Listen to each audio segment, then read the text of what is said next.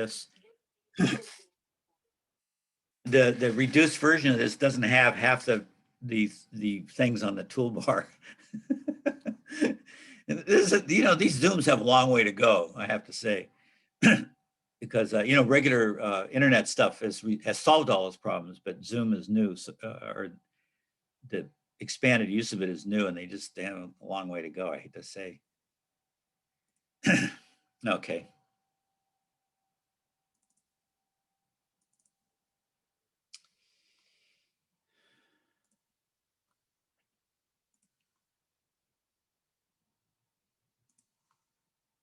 These are great questions you guys are asking, I have to say.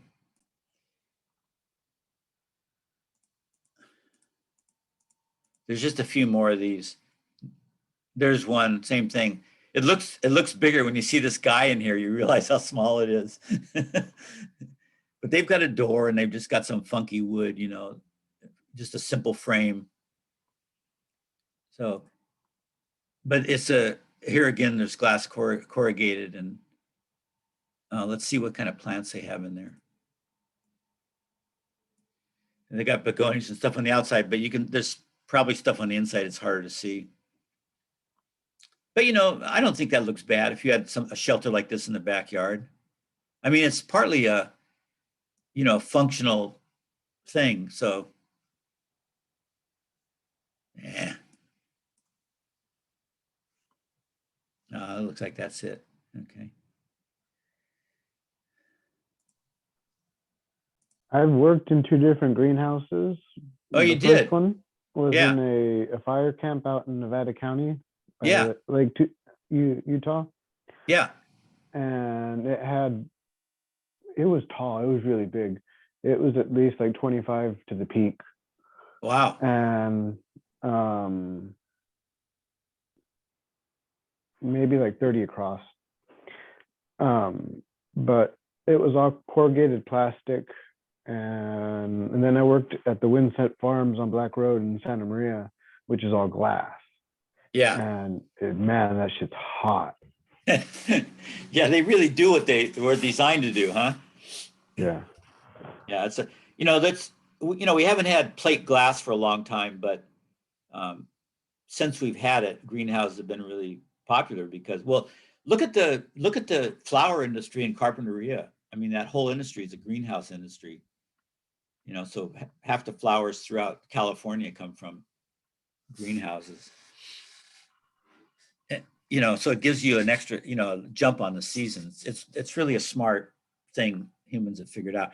So this is our tiny home at school. If you go to the Wake Center, we've got a tiny home that we built and we were going to sell. We're still going to sell it, but we've had people the outside's completely done, but the inside's not. And we've had people come by and want to buy it and finish it themselves. When the craze was big, right before the pandemic. I don't know what's going on now, but we decided not to sell it and keep it and let Rodney finish it in his finish classes and then sell it, just because it could be an educational tool that he could use to show types of finishes and stuff. So, but it's on a trailer. The moving tiny houses are on trailers, and you've got a floor system. We originally were going to have storage tanks for water and waste in the floor, and then a place where they could be refilled and taken out. But we opted against it at one point. We designed this tiny home that could be away from any house. A lot of tiny homes are near a home and they just plug in the electrical and they share the sewer. But we wanted one. We thought it'd be more sellable and more interesting if it was totally self-sufficient. So we had a really expensive composting toilet that was odorless and really champion. And then we were going to put solar panels, and we had batteries, and we still have the batteries. We got to get rid of them. And then we had water tanks, so you could take a quantity of water, and you could totally go anywhere in the country and not be dependent. That was our dream, and we designed it that way. And then, reality set in, and it was too complicated. Jim and our classes couldn't, our classes didn't meet enough to really finish all the intricate stuff. So can you see this now? Yeah, we can see it. Yeah. Okay, Floor I system. forgot to ask. Yeah. Then, obviously you have to put a plywood sheathing down and then a plate for the walls on top of that. There you can see the Trailer hitch. trailer hitch, yeah. And then we're starting the walls. So it's regular framing. It's just small. I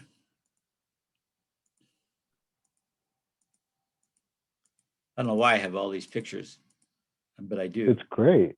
And then the roof, it's a shed roof. And this is going to be a window and another window here. We got a design. We paid for a design, and then we altered it a bit. That's awesome. And all the building was done by the students? Yeah. It's awesome. It's really cool. And then we Tyvek'd it. Have we talked about Tyvek yet? Mm-mm. Oh, is that the dark stained building in the back? Yes. Oh, some of you have that's seen cool. it. Yeah, well, you'll see it when we get to the last slide. You'll see the siding. But this is a house wrap, they call it, or Tyvek calls it home wrap, and it's a material that it was first used in mailing, and they had mailing envelopes that were made out of this stuff because it breathes. And if you had something that you were mailing that you didn't want it to be tight, it was going to go for a while, they would make things out of this. And then somebody said, hey, what if we wrap buildings in this? And it keeps water out, but it lets water vapor from the inside come out through it. And it lets air go back and forth, but it doesn't allow water to come in. So this has just become the only thing we use now. We used to use black tar paper, which was tar impregnated paper, and the tar is waterproof and airproof, but the houses were too tight with it. And it came in strips, so there was places where water could come in the side. So this has replaced tar paper pretty much universally.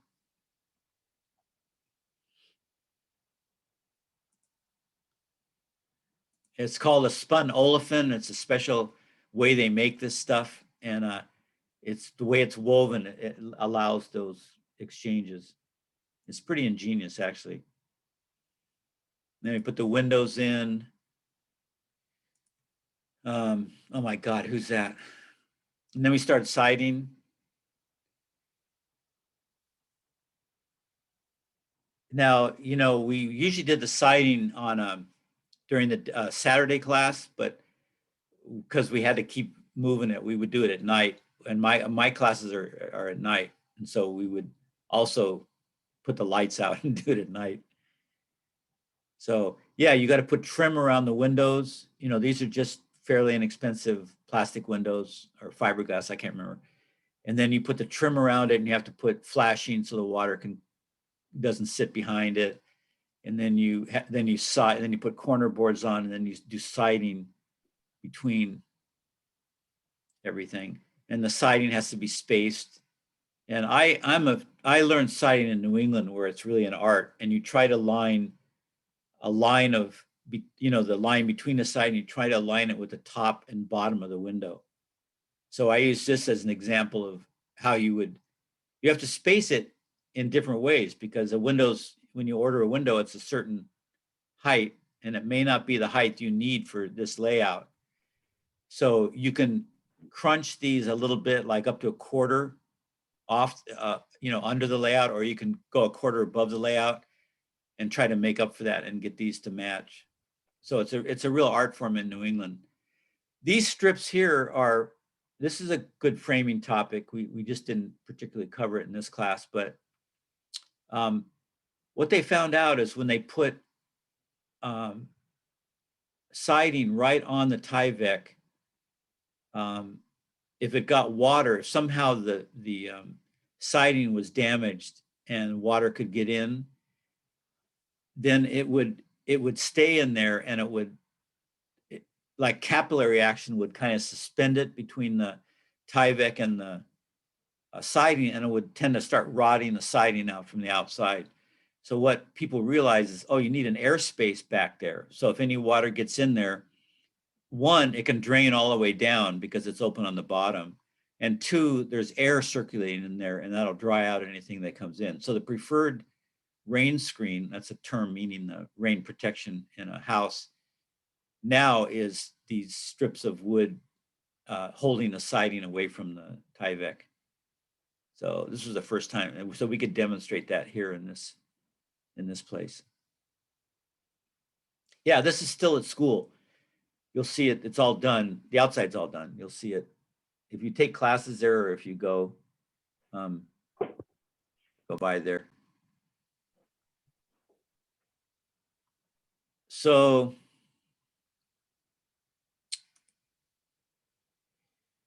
shall we take a break? And then we'll come back, and I got a few other slide things, and then I've got a couple of little short videos, and then we'll look at blueprints, and maybe we'll break away, or maybe not. We may not, because since this is the last day of this is like halfway through the course. We've had 2 classes, framing and advanced framing.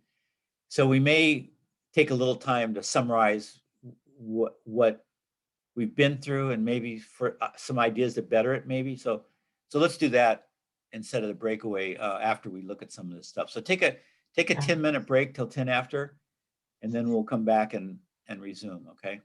Okay, thank you. Yeah.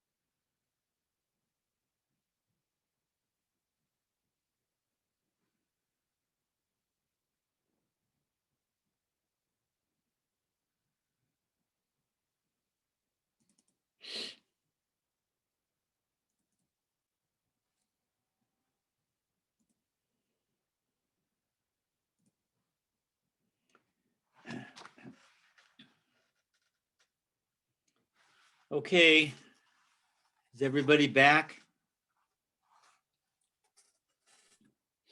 Present. Some of you. Hey, hello, everybody. Okay. I said I was going to show you the pergolas at school. I got a couple pictures of them here. So can you all see that picture? Yes. Okay, thank you. So this is this is at the Wake Center. The construction academy's back in the back lot here, and this is more toward the front of the school. Back here where the restrooms and the food machines are. So this class didn't build this. This was a summer school class. They didn't build this pergola. This was done by a well in our one outside structures class, credit class. This group did build these benches though. But so this is a Japanese design, obviously, and it's got these kind of block and tackle systems. And I thought these were decorative and I really liked the look of them. So I copied these. I got some pictures and made my own rendition of it. And then we milled all these parts in the shop. There's a lot of little parts. And then we took these posts, these columns were actually square 8x8 posts from the lumberyard. And we made round, but we didn't get them totally round. I wanted to keep a little bit of the planar look to it. So they're mostly round. You can see little slight surfaces in them. And, but that's got that corrugated, that, what do they call it? Smoked color. So it doesn't it's not real bright underneath or real hot. So that stuff's nice. And you can just spray it and wash it off. So anyway, that's at school. And then here's another version of it. There you can see the machines in the bathroom area. Did you guys hollow out that hole for that crossbar?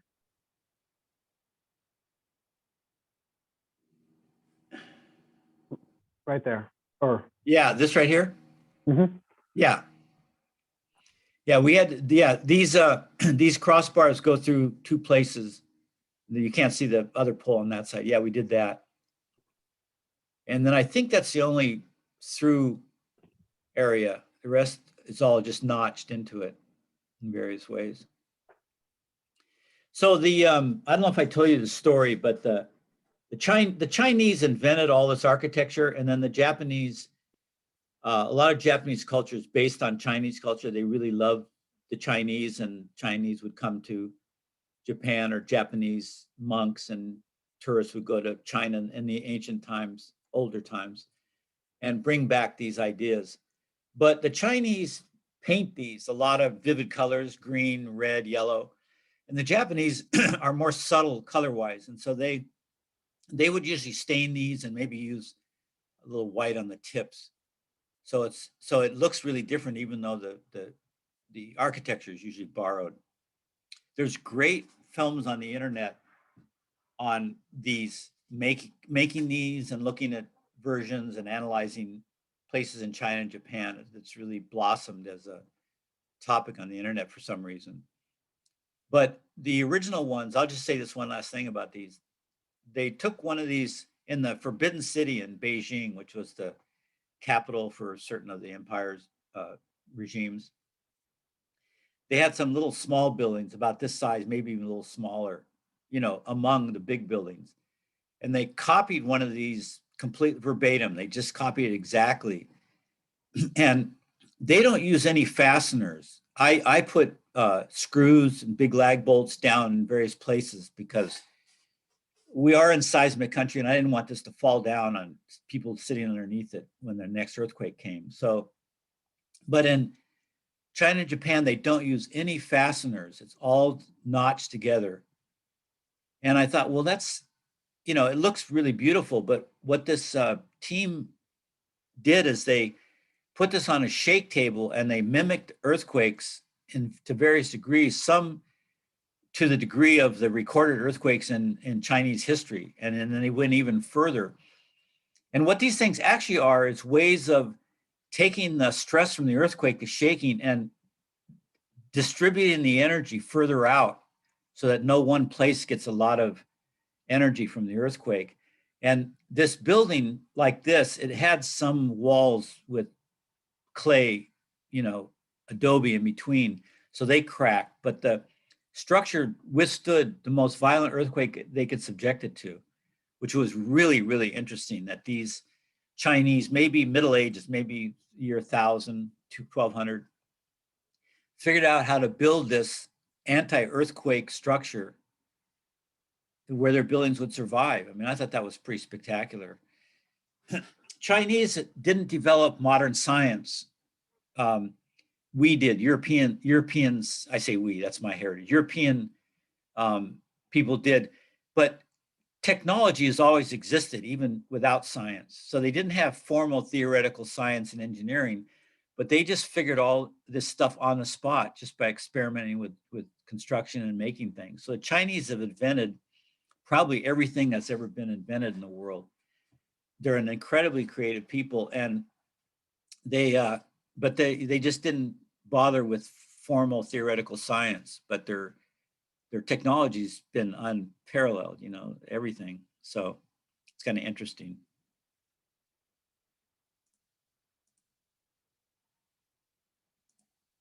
That's it for that.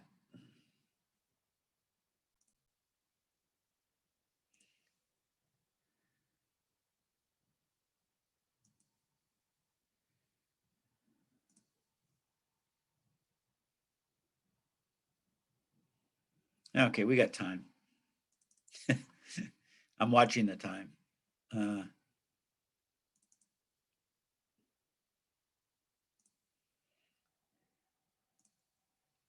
Is this interesting to you guys?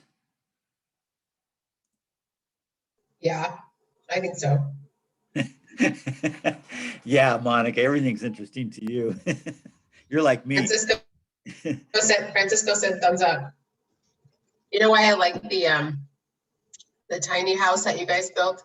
Well, I want to see it when it's done on the inside too, because you said that Rodney's class is going to work on the inside for the finish as well later. Right. Yeah, I want to check it out. Can you see this picture here? Yeah. Okay. Yeah, no, you can check it out. You know, the high schools in the area, I went to the women's club, part of the Montecito Bank. And I got a grant for all the high schools to build tiny homes. And, you know, they were looking for something to throw their money at, and they contacted me, and I said, oh yeah, let's do a tiny home. That's pretty current. This is about 4 or 5 years ago. And so each school, Dos Pueblos and Santa Barbara and San Marcos, each of their shop teachers did a tiny home.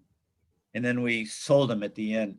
But they did really excellent work. Those high school kids did really good work. And I mean, I would go help, and some of the teachers, some of the professionals would volunteer and help to keep it going. But they did really interesting insides. I'll see if I can find any of the pictures from those.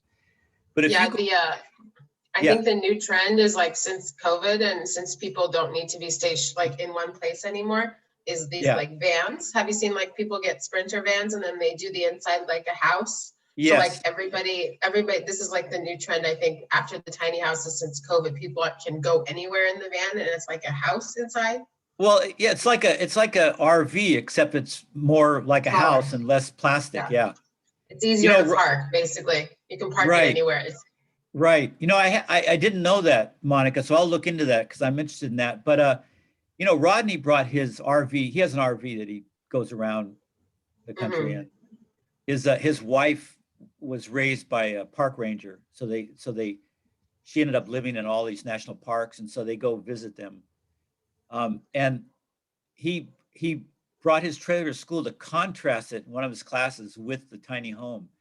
and they're similar size, but you know, trailers are so, the materials are so plastic and streamlined. He loves his, but I've been in his and it's just not the same. The tiny home's much more homey. So it was just a matter of time when they combine those. So I think that's actually great. Yeah, I'm gonna when I get some money, I'm gonna buy a Sprinter van and then do the inside. Yeah, because it does need to feel more like home, Yeah, and yet it needs to be mobile like an RV. So, and I tell my students that that's kind of one of the waves of the future. There's a lot of waves that are starting to happen toward the future, and a tiny home in general is one because we don't have a lot of space and it's cheaper and mhm, more people can afford them. And then they're mobile, and because the fact that we're going to have to migrate as cultures more than we're doing now, um, it might be a good idea to have structures that can be moved, you know? So mhm. it may not at the beginning be for everyone, but I think eventually it's going to be how our civilization works. But that's, you know, that's 50, 100 years off. But I think we're going that way anyway. So if you people haven't been at Wake Center, we have a classroom, a patio area, and then the shop on the other side. Um, and I originally, we had these classrooms delivered here and set up, and then I told them to space it. And then I had a class build a roof over this with corrugated also. And so we had an area to work because we work at night and we wanted something that would be protected if it was sprinkling or raining so we could still work. So these were originally for solar. We had a solar class and I put, um, you know, inverters and, you know, not solar panels, but different types of devices that are used for solar and needed wiring. So we had that here. Um, I don't know why I have pictures of this. Oh yeah, so here's a stairway in that same patio area that students built. So we have one big um, stringer here with 2x12 um, treads, and outside usually they leave open risers. But Monica was asking about how many stringers. So here we have, I don't know if that's one on the end, 1, 2, 3, 4, 5. And that was because this is wider than 3 feet, and also it's public. Students are going to tramp up and down here in numbers. And so this is much smaller spacing than you typically need, but I wanted to make sure it was going to be safe. So it's got a platform and then it goes up to the roof. And we built this little platform here.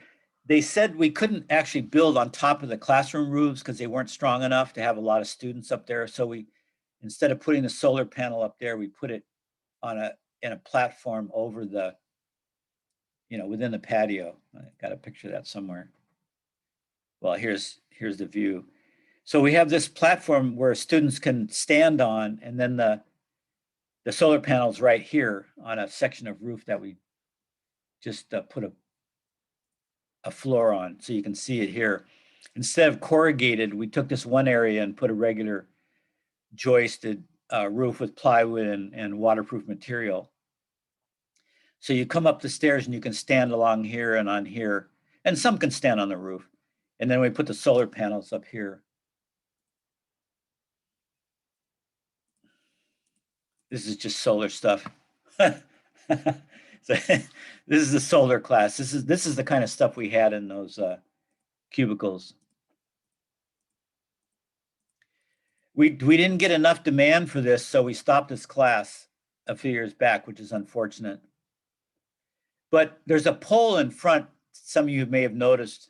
Here's the shop area at Wake, and we're going to put a solar panel on this pole here, a pole-mounted panel, because that's a type of solar panel. And so we did that. We still got this panel and we can put it on the pole anytime we want. Oh, I don't have any pictures anymore. Let's see. That's a remodel I did a few years back. Silly, I don't have. Oh, here's this isn't school, but this is up in Samarkand area up above, what's there? Up above the Coffee Bean that's on De La Vina and State Street. You know where that is? I lost Positas. Yeah, yeah. And this, yeah, near Las Positas. And this is that area, housing area. So this is an interesting house. This is just off topic, but these are solar panels, solar electric panels. But these are solar hot water panels. You can see they're raised up, they're a little different. So this house has both, which is really cool. And then more solar panels. So this is a fully, this is one of the most electrified and hot water fired houses I've seen. That's a lot. So it takes up basically the whole roof, right? If you're Yeah, doing both. so they're totally off the grid. If they have battery, um, you know, they never have to use the grid. And I'm sure they do have a battery bank. Oh, there we go. I thought I had one. So now that we got the panels on, that was in that class. That's what we did. We installed these panels. This is about a 1,000 watt um, panel, because if you stay under a 1,000 watts, a kilowatt, the authorities, the utilities don't need to get in your face with it. You can just do it and send in a simple drawing, and they'll okay it. So we did that so we wouldn't have to, you know, have them go nuts with an array. So this feeds into the into the Wake Center utility system. So on weekends when there's nobody working, or maybe just a few people in the office, or maybe just us in our classes, this is enough electricity actually to power everything we need, and the rest of the time it just feeds into the general use. So yeah, here's the front end of them. How much are the panels? How much money? Yeah. Oh, one panel. Oh, I don't know. Let's see that. I just had them on my house. I can't remember. I don't know. I can look it up and tell you though. I'll tell you next week. We're going to do electrical. We may talk more about solar in that. I haven't designed the electrical unit yet. I'm waiting till the last minute, and we may put solar in, and I'll give you some prices about solar equipment, solar setups.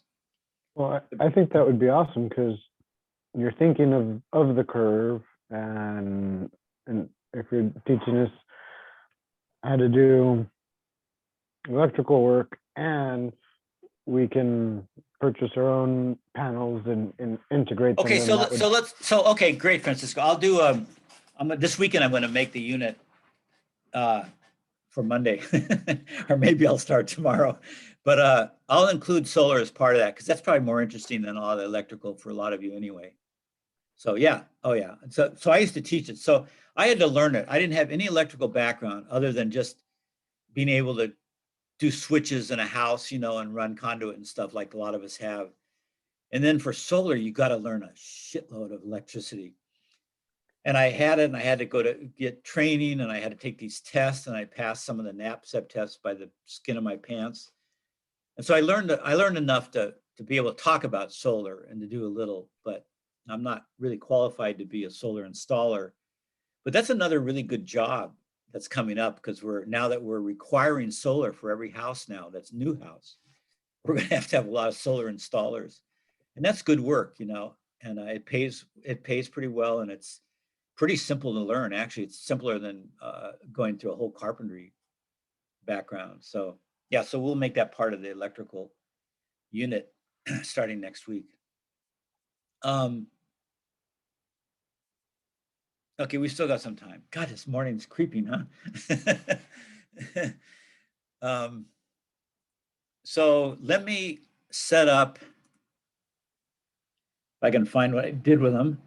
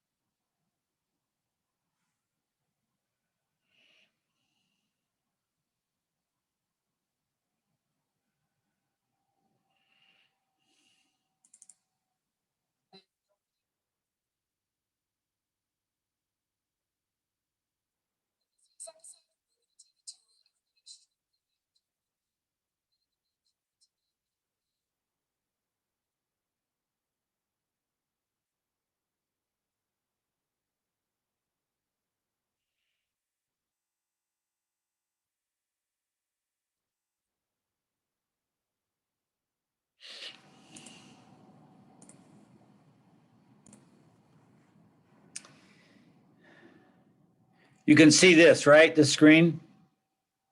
Yeah, Jenna from Tiny House. Primitive home made of a natural material called cob.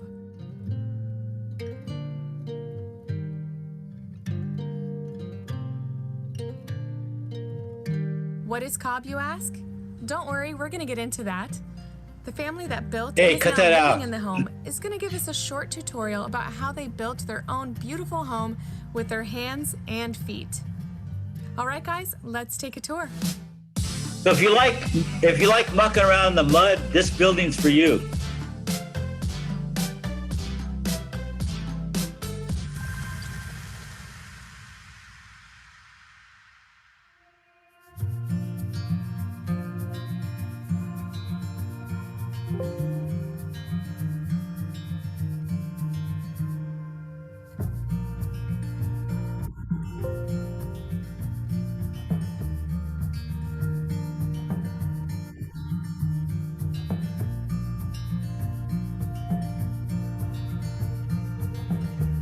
Thirteen, 14 years ago, we just stumbled upon a picture of a cob house, and ever since then we were inspired to build our own someday. And so we spent close to 10 years just dreaming and designing and drawing and researching.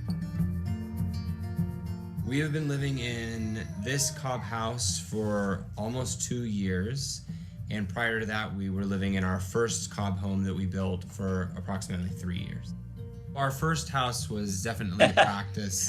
We found a small piece of property. Gotta love it, that, huh? My parents lent us. And so we built a small 350 square foot cob house on their property just as an experiment and to stop having to pay rent every month. And it was during that process that we realized that all we wanted to do was natural building. So we started looking for our own property. This house was quite the undertaking. It took a little bit longer to build, and it's much bigger. It costs between $15,000 and $20,000 to build this house, which is somewhere between 700 and 800 square feet. We are actually debt-free, and that is because we were able to build this house out of pocket, and we didn't have any overhead on this house. And while we were living in the tiny cob house, we were able to pay for the property to build this house on. I'm able to stay home and raise my daughter and not worry about daycare costs, things like that. So Okay. A bucket of soil. It's just clay and sand. And you want the ideal ratio to be about 20 to 30% clay to 70 to 80% sand. So this is where the super adobe house that we saw yesterday, the coil, this is the difference. This has to have a certain amount of clay in it to make it stick together, whereas the super adobe, because of the bags, they eliminate that need. So here we just have a small amount, and what we're gonna do is we're gonna foot stomp it. I'm just gonna add some water to the dirt mix. And then you're just gonna kind of mix it together. And you want to just get a really good mix of the clay and the sand. So what's happening is it's acting just like mortar and bricks. And the sand particles are getting evenly coated with clay, and then they'll just bond together to create a good structure. So if you have a lot of it, you can use a tarp like what we've got here to mix it together by flipping it. So you can see you can just roll it over and get it in a nice pile, and then start squashing it. And Catherine's gonna just start adding some straw in. Generally, you wanna use as long of straw as you can get. The longer the better, because those fibers, as you can see on the bench here, are sticking out. They're gonna cover more area and kind of bond it, knit it all together. And here we've got some pretty good mix of cob. So as you're building with cob, you generally build up in. So how many of you think that looks like fun?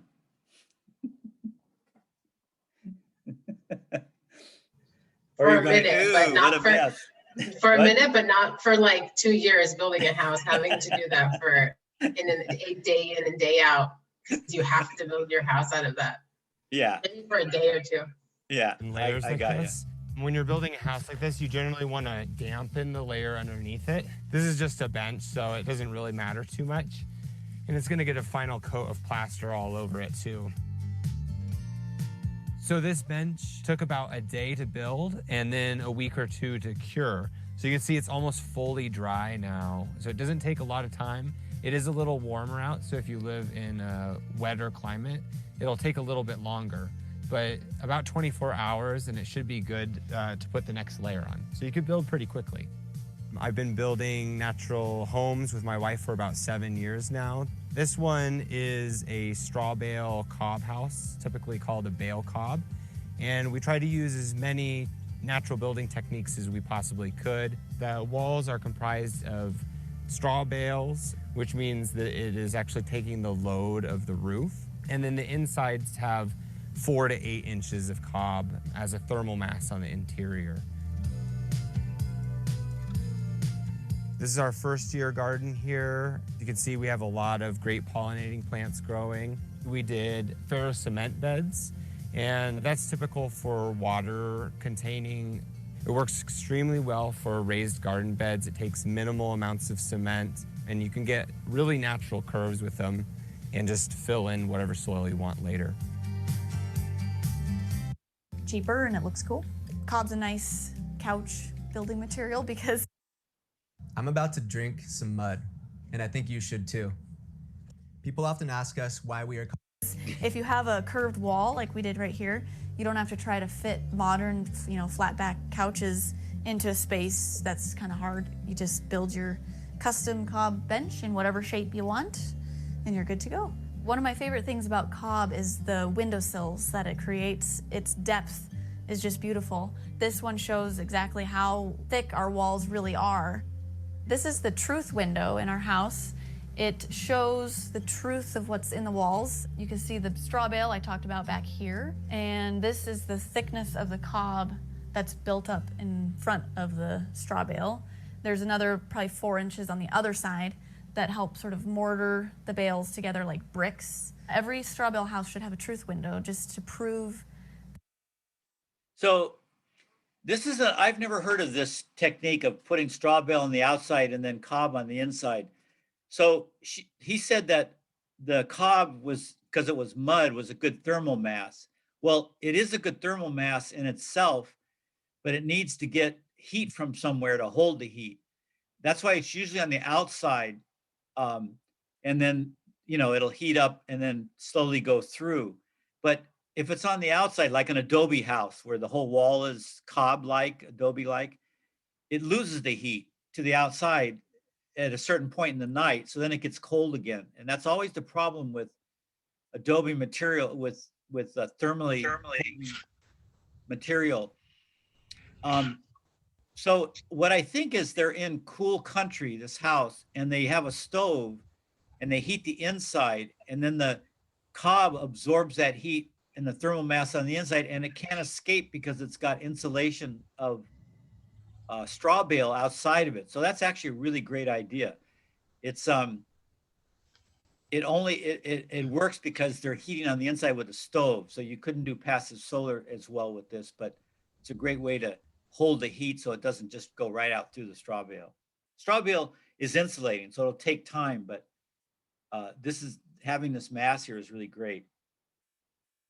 That it really is just a bunch of bales of straw. So heat into the house. So this stove burns at around 1200 degrees in the back of it, but the temperatures going outside are under 200 degrees. a key to the rocket mass heater, we figured this out because we put one of these in our first house and we ran into a few problems where we didn't have enough cleanouts. So the cleanout is down there. It's part of the exhaust system that has a little cap. Once a year, take that off and you can clean out any ash or whatever that might build up. Oh, here's the goods now. Compostable diapers, we just throw them right in there. And those break down in the compost bin as well. Пожалуйста, досмотрите этот ролик до конца. Мне нужна ваша помощь. Мне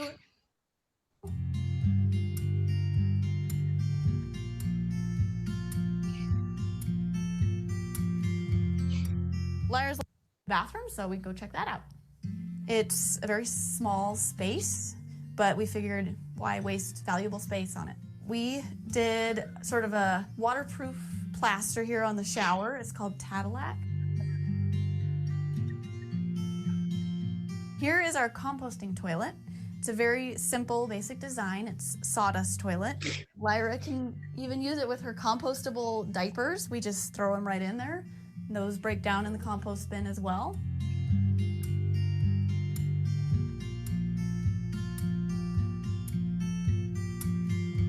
Take a step back and, not be in such a hurry. Living a simple lifestyle is definitely worth it.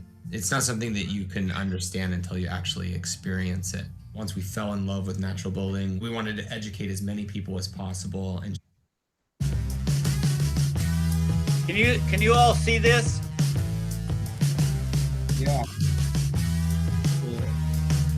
You can all see this one, right? So Yeah.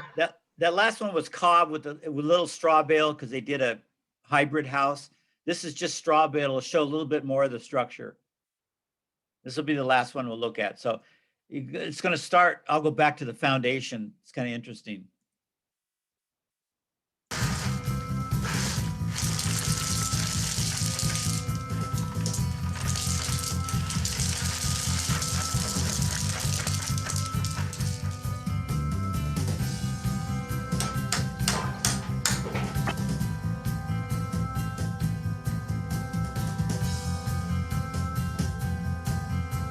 Now we're ready to start putting bales in.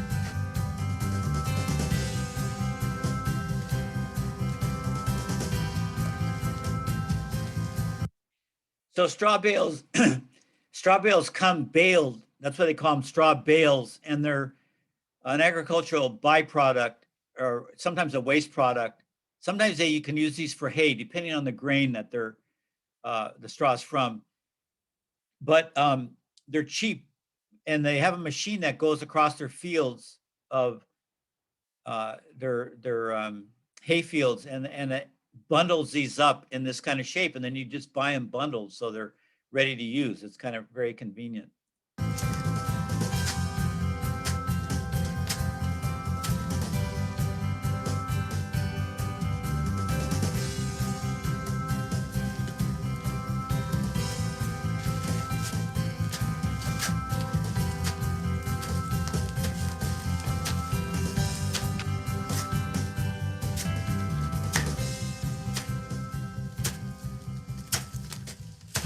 So we're going to add the full bales again in the corner. We have some space over there, but we're going to leave it because that way we can round that corner for our doorway there with loose straw instead, keeping our corners very tight and strong.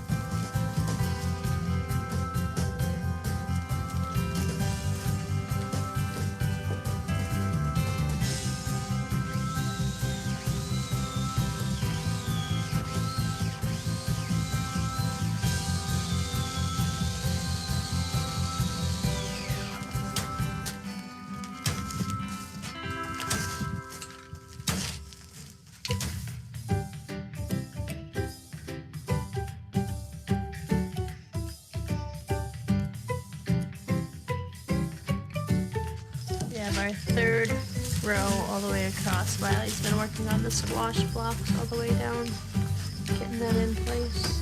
That to fill in any gaps and cracks.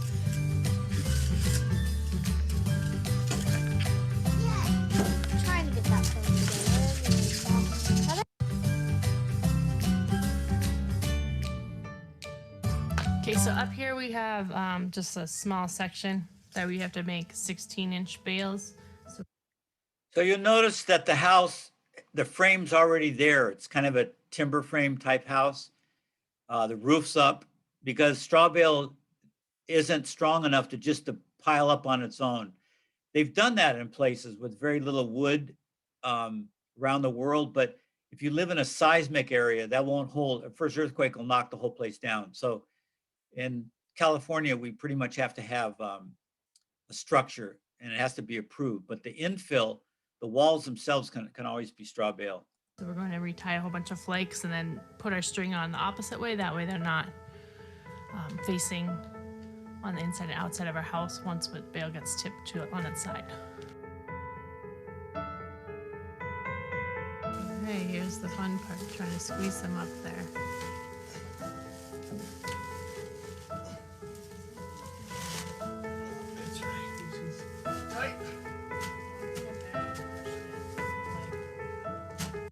Wood scrap.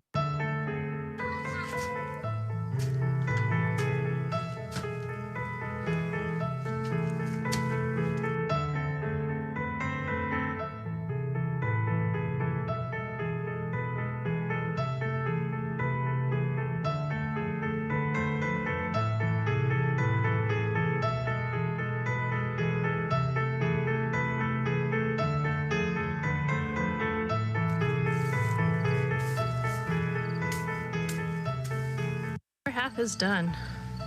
We just have the uppers and the living room up there.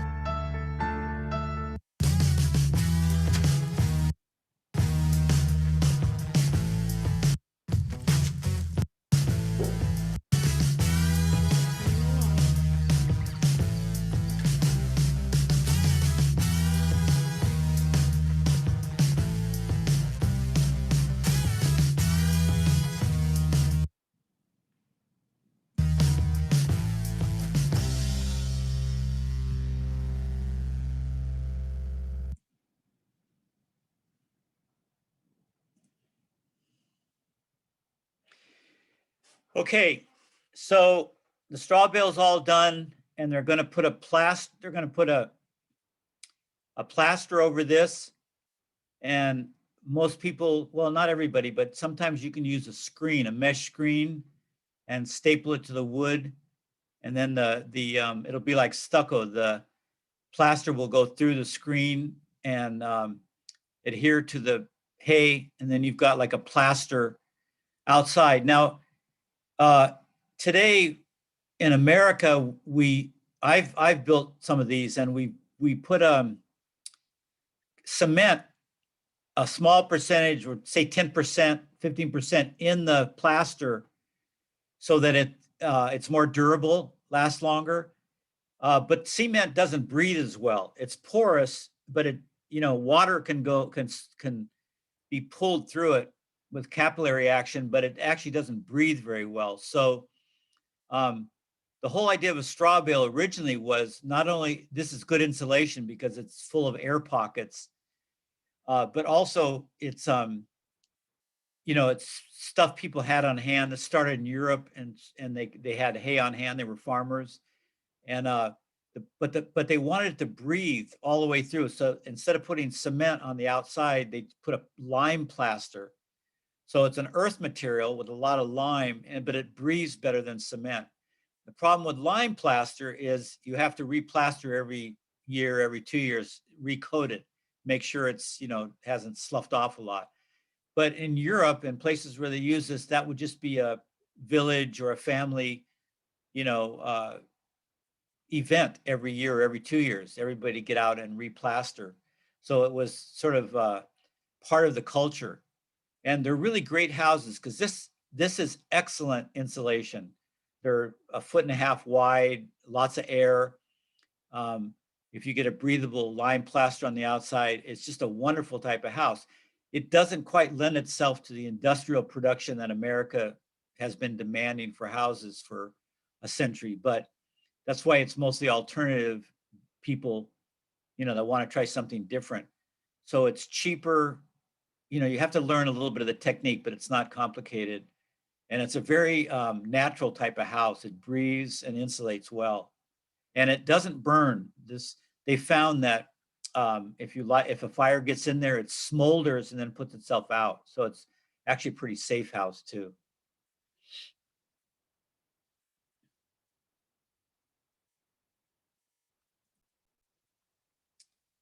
Any questions about straw bale?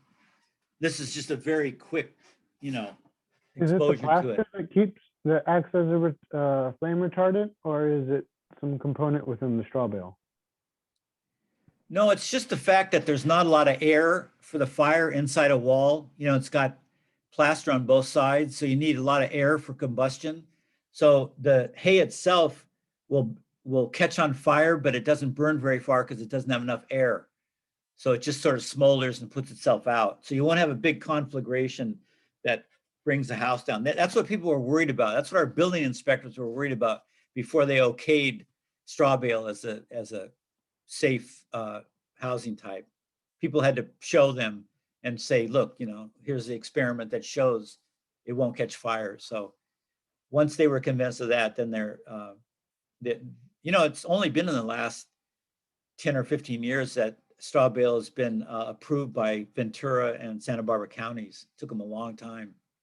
When I was teaching at a school in Ojai, we built a straw bale greenhouse with the students, the high school kids. And I couldn't build it as a structure. I had to build it as an agricultural structure, which allows you to get under the law a lot.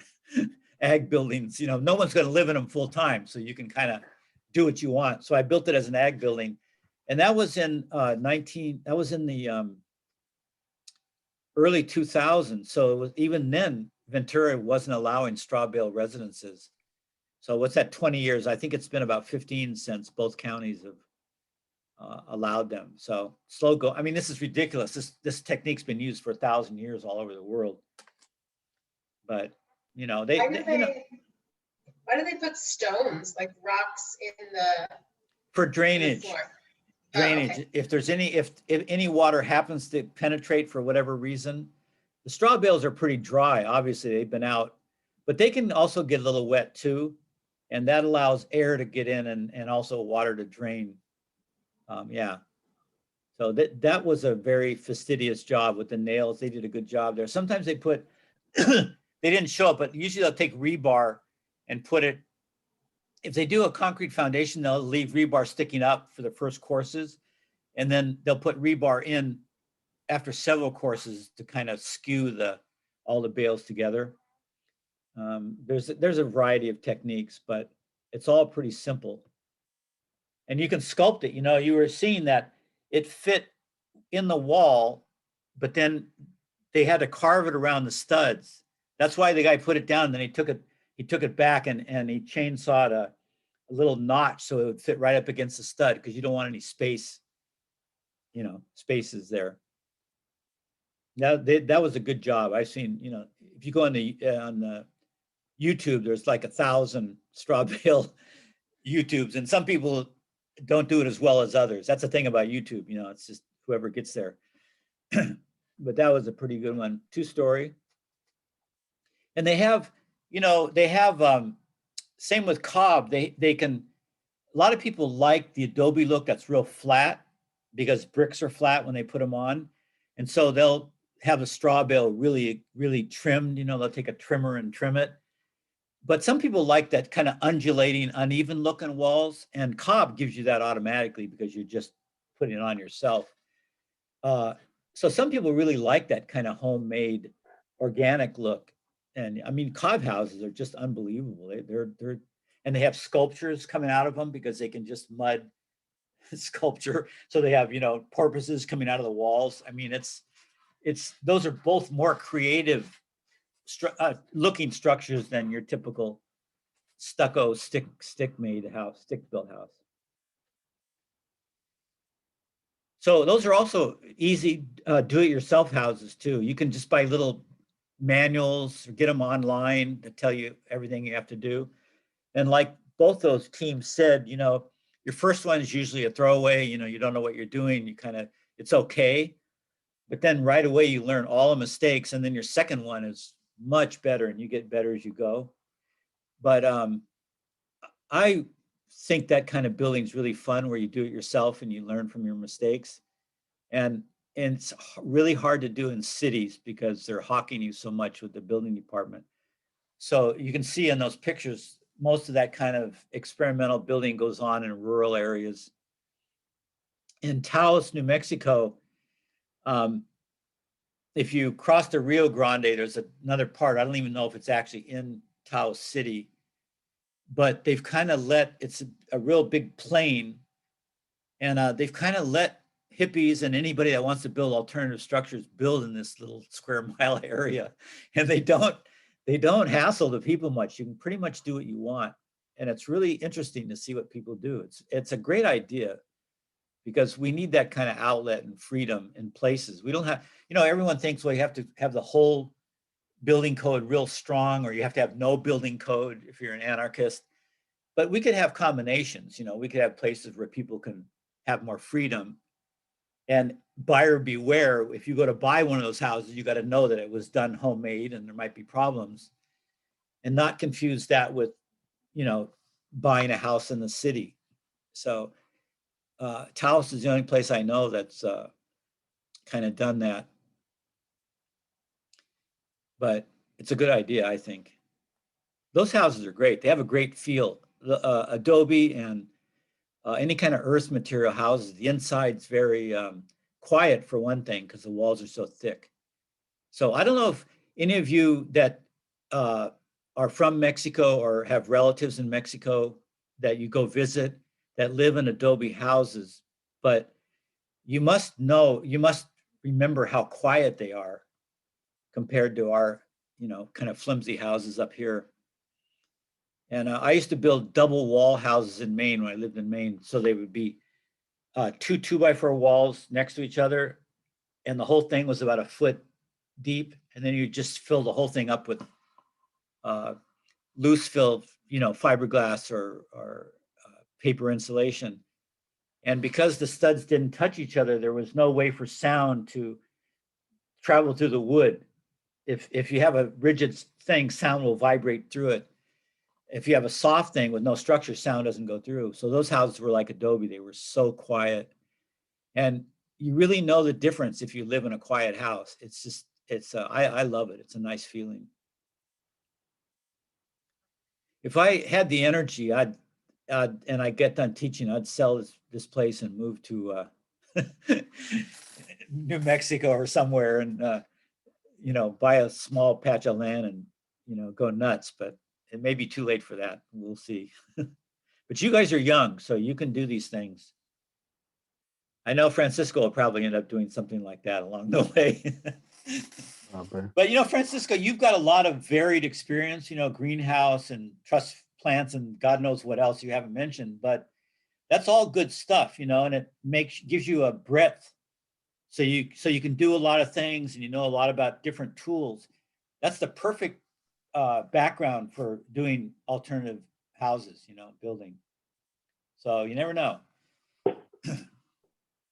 I have a off-topic question. We never get off topic in this class, so I don't know. I know, but I need to be the exception this time. Okay. When it comes to unemployment, the EDD and certifying, like I've been putting it off because I've forgotten, but I have to certify for the week that I guess enrolled for these classes. And there's a question regarding what program, select the program that is authorized or paid you for your school or training. And there's the Workforce Innovation Opportunity Act, California Work and Responsibility to Kids, Trade Adjustment Assistance, Employment Training Panel, Department of Rehabilitation, employer-sponsored state federal apprenticeship training as the program that has authorized. So it's asking me for very specific questions regarding, I guess, Santa Barbara, and I'm not sure what applies.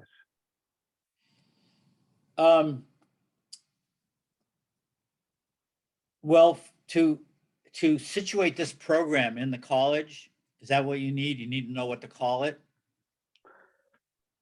Well, yeah, it's asking me, well, it says you indicated that you're currently attending or planning to attend school or training. Please provide the following information. Select the type of school or training, select the primary delivery method, and select the program that is authorized. I don't know what program is authorized to pay us. I guess that's my okay. Okay, that's what I thought. Okay, I just wanted to get it straight. So you need to call Jeanette Chan. Have you communicated with her? Monica, do you know if the students have who they've communicated to in the? Yeah, they should know. Jeanette is the head of this program, and then you should have your counselor, or your student advisor, also like Mario Roberto. And Emma Cruz also knows a lot about it. She's, I think, Jeanette's assistant, but they have all the wordage because they're administrators. So they're the person to ask about that. And just have all your stuff lined up, every question, no matter how simple, method of delivery, that's an administrative question, right? None of us would talk that way. So, what do you mean method of delivery? We talk back and forth. What the hell are you talking about? So they'll be able to give you the jargon for that. It's like, I don't know.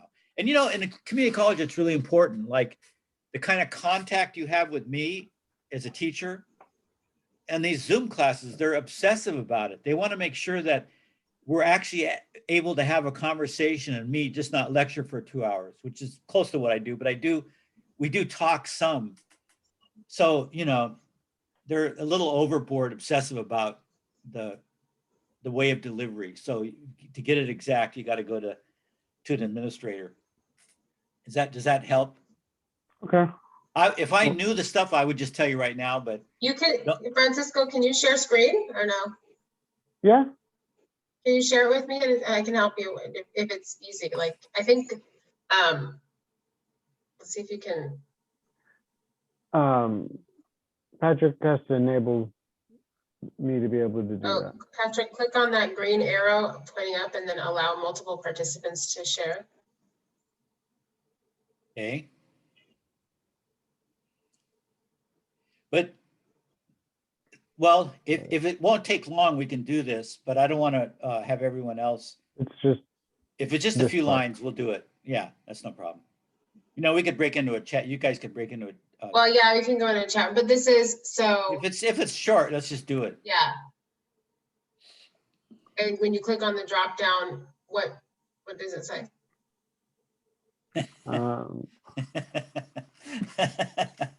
Too many alternatives for a sane mind. That's what I say. Well, you're wait, hold on a second. You're going to be doing both, right? It's going to be either online or in person. Just choose combination of. Well, are they saying this class or this program? That you're planning to attend. So this is for the future. So I would say combination of any of the above listed. Okay. Yeah. See what I mean? Who? Okay, this program is not CalWorks. It's not Department of Rehab. Our school is WIOA funded. So workforce, this program is WIOA funded. Yes. Yeah. And I think that's it. If you selected WIOA.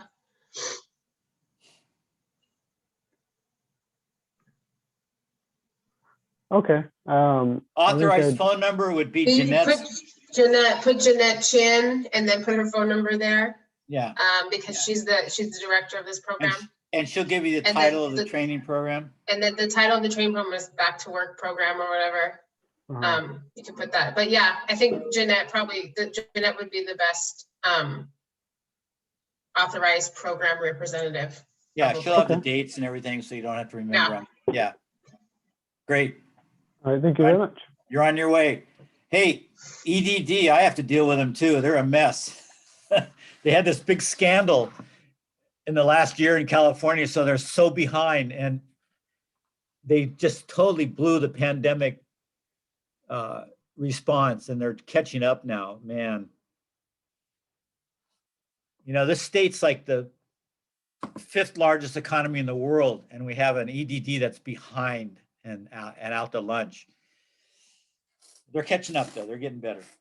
If anybody else needs help with any of that kind of stuff, I'm like willing to help outside of class time. Let me know, send me a message, because a lot of my students ask for help with, job applications or references or EDD stuff. And if it's all in English, sometimes it's super confusing. So if anybody needs help on that kind of stuff, I can help for 10 or 15 minutes. Thank you, Monica. Yeah, I've been pushing, since I've been at this school, I've been pushing for a resource center, a community center for students to come and get help with that kind of stuff. So yeah, hopefully that's in the works for the Wake Center or for our students. Because no kidding. Wake Center would be perfect because the parking's not a problem. Yeah, thank you for doing need that. it. That's great. Hey, is that why you know so much about the program and all this stuff? You always know more than I do about this stuff. I feel like as a teacher, like, and as a young teacher, I think like I feel the need to get more involved with what our students need, and they need education for sure. Yeah. But they also need community. So like I've been pushing for like the food pantry to come Great. to the Wake Great. Center and like a community center. Great. And like students Excellent. don't just come for the education; they come for Excellent. more than the education. Excellent. So I love it. Keep it up. I think Perfect. we need it. Yeah, we do Yeah. need it. Oh I man, thank submitted you. a I didn't know proposal, you were. like a proposal before COVID, right before COVID, for us to have a food pantry at Wake Center. So hopefully Yeah. when we get back in person, we'll have it. Oh yeah. Start getting You know, we've started little starts and pieces of this over the last few years, but we need to go full bore. I mean, I think now the COVID's reminded us how much help everybody needs and personal help.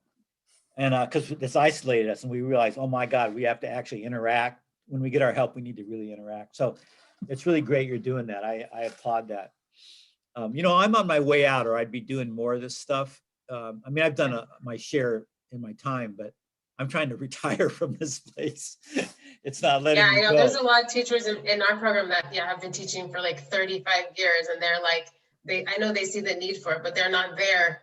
Like, you know, they're on their way. We don't have the transitioning. energy or the enthusiasm. I mean, it's just a fact of life. And plus I write, so I've got a whole nother life that I'm writing these really serious philosophical books, and that takes a lot of my psychic energy. Yeah. And I think it's really important. So I have to always balance that with doing the little things like you're doing, helping the school. You know, I that's the reason I took this class. I didn't need to, I didn't need to do this. I really don't have the time, but I always will put myself in there when it's young people that you know are wanting certain kinds of help. I'm a sucker for that. So, but yeah, great. That's really good to hear that stuff. Okay, so 11:08.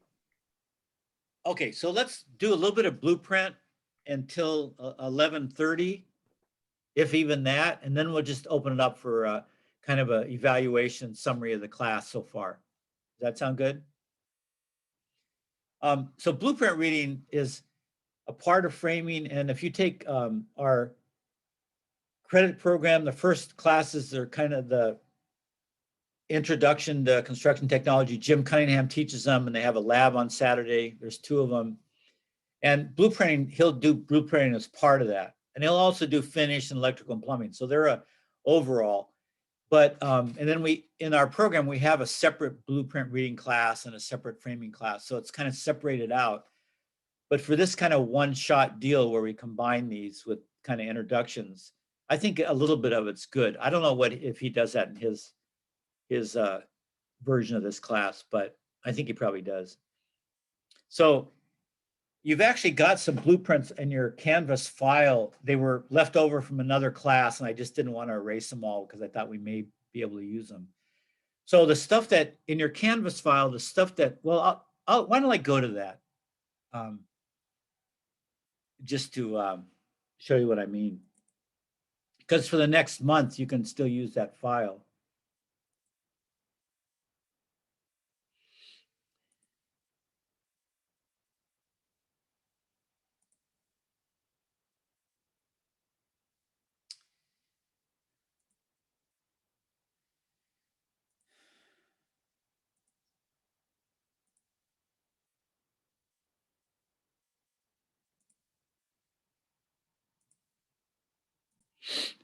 Can you see that file? Yeah. Okay. So if you go to your Canvas, we've done this before in class. If you go to file over there on the left, there's all these, remember the announcements where we store the videos. And then we haven't used other parts of the Canvas because the class has been too free-form to actually establish modules. So I just didn't do it. I might've done it for the first class. But files, I put everything we used. And most of the stuff we've been talking to for the last month, I put an A in front of, a capital A. So you've seen all of these. We've used these in class. And after that stops, there's a bunch more things that we didn't use in this class. But a lot of these are blueprints, like this tempo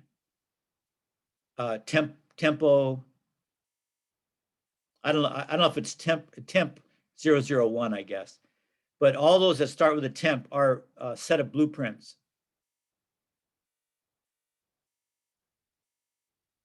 Yeah, I think that's all the ones I have on here.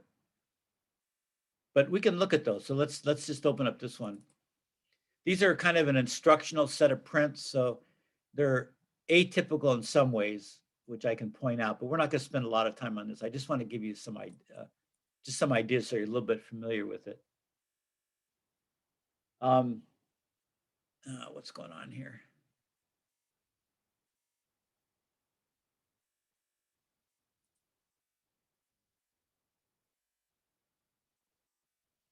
Can you see this? Have I shared it yet? Yeah, we can see it. Okay. I never can remember if I've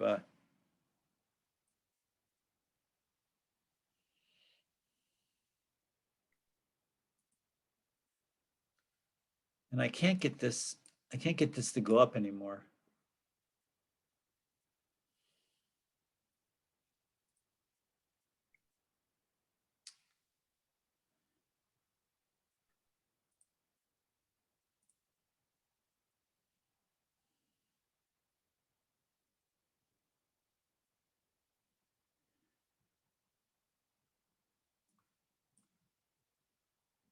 Oh, that helped a little. Okay. So let me. Okay. So we can get one print on the screen now. Everybody still sees this? Yeah. Okay. So in blueprints, in the old days, they used to put a little, this was actually often a full sheet, and it was a sort of artist rendering. They used to actually have artists that would actually do a watercolor, and then they started doing graphic, when computers came on, just to show the house. So this has one here, but they don't normally do this too much. The first set of plans is called a site plan, and it sites the house, situates the house on the lot. They also give a site location plan for the subcontractors and the building inspector, so they can figure out how to get to your site. So this will often be like part of a city map that tells where it is.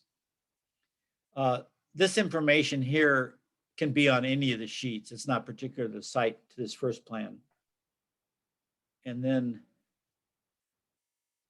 what do we have here for advancing this thing?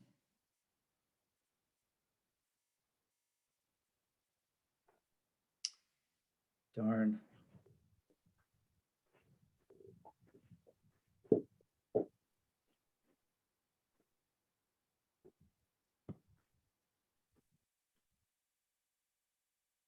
Whoop. Oh, maybe that'll work. Oh yeah, great. I can't advance it and have this centered at the same time, It's like chewing gum and loading your gun at the same time. Can't do it. So so this is another set, and you notice it's looking straight at the house. So we call this an elevation set, and it'll give you all the details of the material that's used outside the house and kind of what the outside of the house is shaped like. So this house is roughly rectangular, so there's 4 sides to it. The garage is a little askew, but so we have a couple of pages of elevations. And they're from the different sides. They show the different sides of the house. Then we have let's see, let's rotate this. This is a foundation plan. You're going to pour concrete footings along here. So it has all the information you need for that.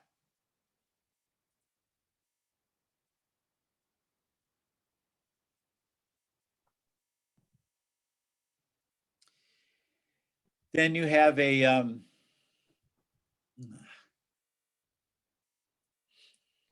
framing plan. This is a floor framing plan. See down here? So that first floor, which rests on top of the foundation, it shows you all the framing joists and headers and end joists and blocking that you'd need. So when you go to frame that first floor, you can just use this plan and get all the dimensions and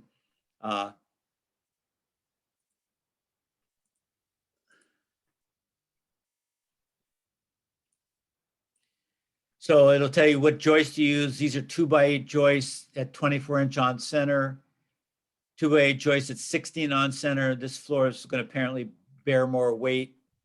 So these joists may change throughout the house, but that's the kind of information you have. And there might be some details that you go to another page and look up.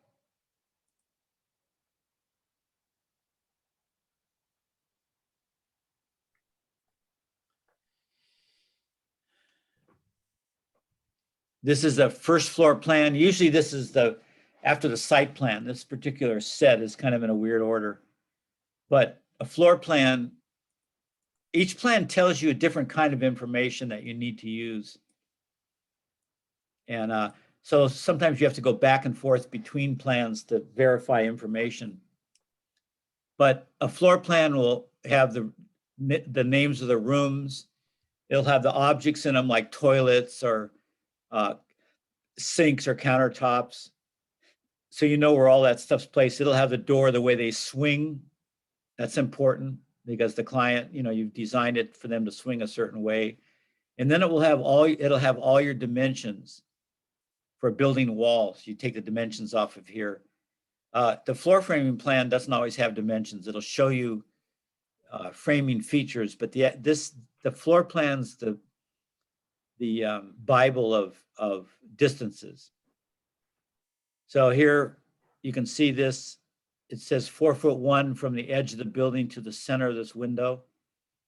So when you're framing, that's what you do. If this wall's long, you just measure when you're laying out the wall, and you just come 4.1, you put a mark there, and then you go back half the window for the edge of it, and the framing at the edge. So this has a lot of that kind of information. Doesn't tell you what products are made of, anything like that. Mostly just dimensions and the placement of objects, where closets are, where doors are.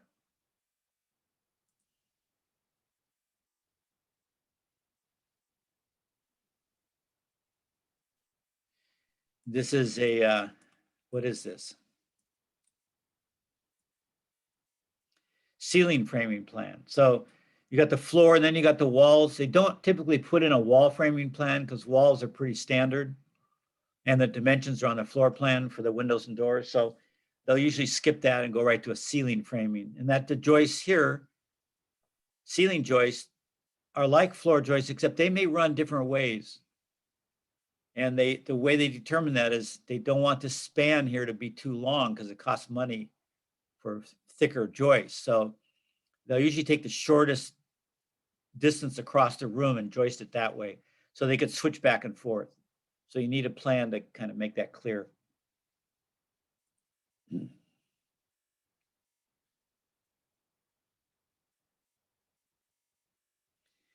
Roof framing plan. They don't always have these, depending on how complicated the roof is, but this garage is skewed. It's not parallel or perpendicular to the house. It's at an angle. So they run this is a overhang over the deck, and it has to integrate with the garage roof. So see, there's kind of a little bit of complicated framing of the rafters there. So you would need this for that. And then, and then these are like rafters for the roof. This shows how this kind of dining room, it's got a, angled walls, that kind of stuff. And let's see what's next.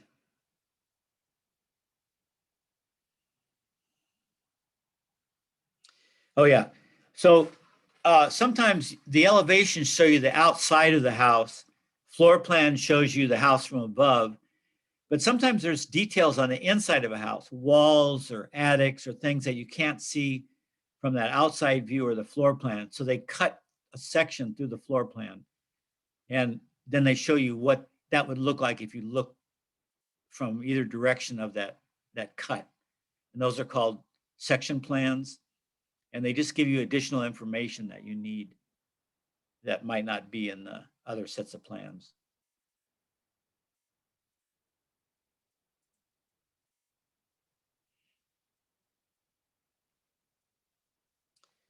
Then you have a whole bunch of what are called details. Does it say it anywhere here? And these numbers refer to numbers on the floor plan. So if you see a 2 on the floor plan, you'll go here and it'll, or actually up here, and I'll talk about this. This compares, remember we talked about advanced framing the other day? This compares advanced framing on this level with regular level. That wouldn't be on a plan. They wouldn't do a comparison. This is an educational thing. But they would have things like this that tell you exactly cross-section of a wall, what goes in, insulation down here, sole plate, subfloor, finished floor, baseboard, windowsill, windows, headers, insulation up here, rafters, a lot of information in here that you can use. They can detail anything in the house that needs further explanation. How to make the headers, all that kind of stuff would be on a detail page.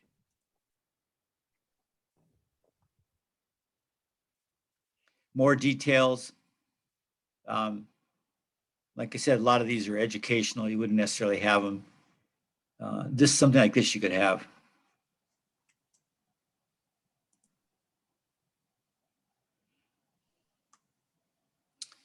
Yet more details. These are plumbing here, a lot of them.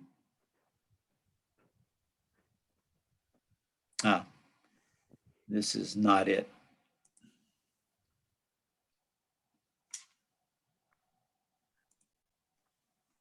Okay, do you kind of get a general drift of what kind of information's on the different types of prints? So when you take the blueprint reading class here, if you would take it, we would go through each of those prints, spend a week on them, floor plan, framing plans, and there's a bunch of other stuff too. There's one sheet is called specifications, and it's written, it's not pictures, it's information about all the materials you're going to use. And it's become very important because of all the lawsuits. When some part of a house fails, plumbing, mechanical, structural, they have to blame somebody. And so the plans used to be pretty general, and they left the interpretation up to the carpenters when I started, when I was your age.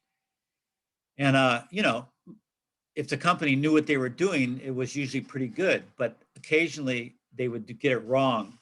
And so there would be lawsuits and they couldn't pin it on anybody. So then it just evolved into now specifying everything on the plans. And the plans is a contract, is a legal contract.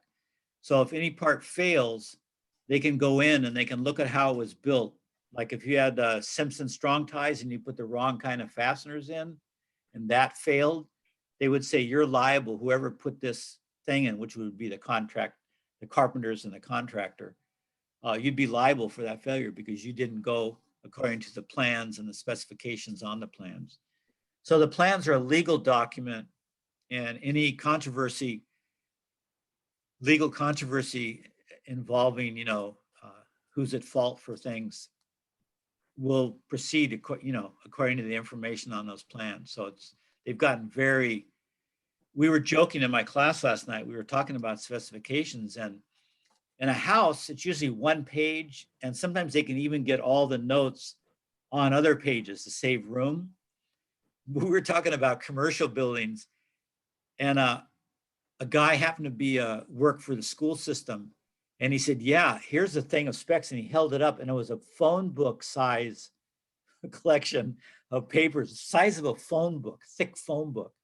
Well, you guys have thin phone books in Santa Barbara. LA's phone books are like that. That's what it looked like. That's how many specifications were on there. Every detail of everything was spelled out.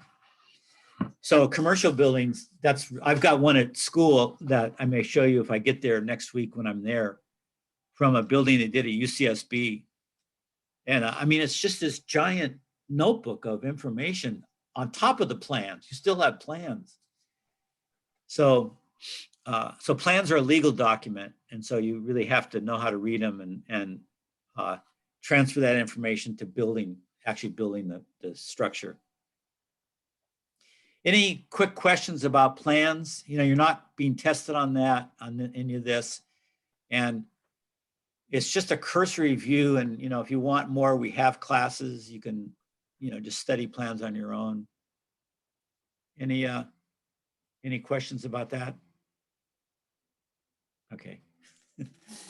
Okay, so we're half past the hour, more or less.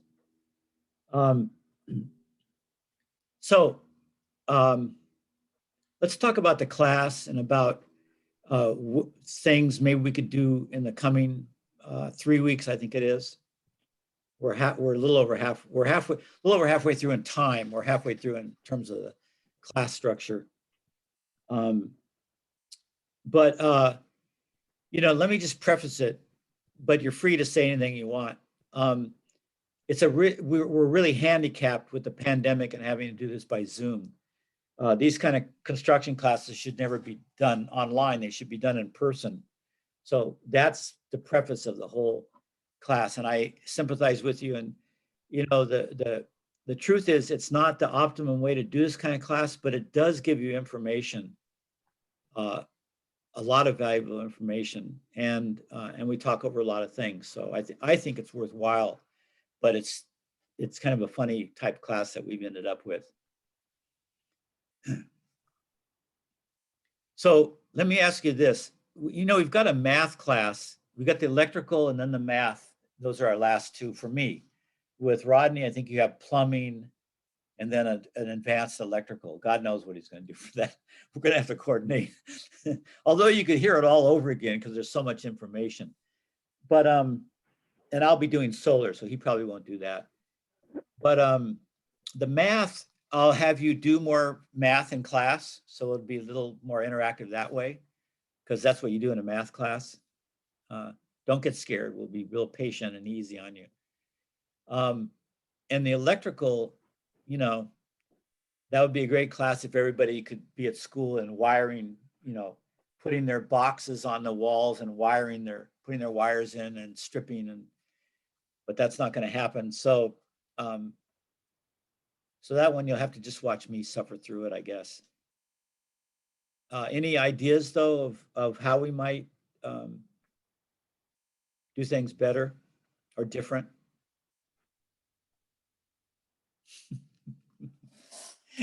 I know Monica's probably got a whole bunch because she's a teacher, but maybe some. Are Rodney and my class really different? Because he demonstrates stuff, right, on the tools. Yeah, I think he's focusing more on like specific tools, and it's pretty detailed, like what each tool is, what does it do, right, guys? And then like I feel like this class is more a bit more general and like more reflective, I want to say, like we're thinking about stuff. Yeah. So well, it is different. Does he actually demonstrate stuff on the tools, like cut stuff on a saw and that kind of stuff? And that's helpful. That's not as good as you guys being there doing it or watching it in person, but nevertheless, I'm sure it's helpful.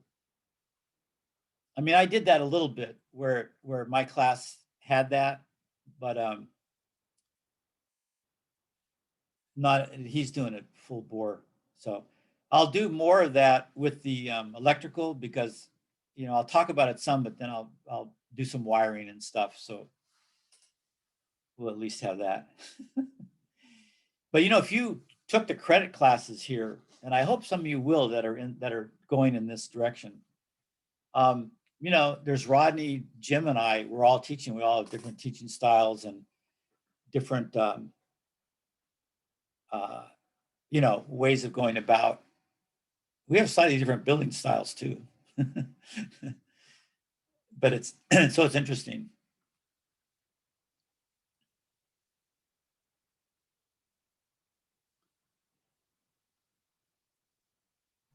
Luis, did you want to mention something? You were going to say something about what you think. Yeah, because Patrick had brought up any suggestions for the future course. And maybe I was just maybe referring to if the class was to continue like this, maybe some homework or have us build like a little module. I don't know, just ideas. Yeah, I mean, I can certainly assign homework. Does Rodney assign any homework? We could have optional homework. So, Luis, are you in the construction field? Yeah. Okay. So some of you that are already in the field are sure that you're going in that direction, and a lot of you aren't, but some of you are. I could give you some problems to do and some questions. Like on my other classes, they're credit and we have exams, so it's a little different, but I do have a blog on those in the Canvas, and it's a group discussion, and I'll have a topic or two for the blog, and then I'll also have questions for the students. It's required there because it's a graded class, but I could actually I'll see if I can resurrect the blog. I've run these classes together. Let me before the next class, see if I can get a portion of Canvas that you can just go to at will to answer those questions if you want to.